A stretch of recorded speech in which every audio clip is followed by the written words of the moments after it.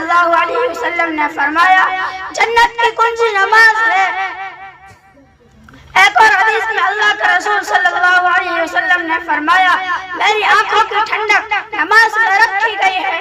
मेरे प्यारे भाइयों, नमाज पढ़ने पर अल्लाह ताला ने अच्छी जिंदगी और रोजी में बरकत अता फरमाते हैं। लिहाजा नमाज को सीख कर सही तरीके पर पढ़ना और उसका एहतिमाम करना हर मुसलमान पर जरूरी है। बस मैं इन चंद बातों पर अपनी तकरीर खत्म करता हूँ।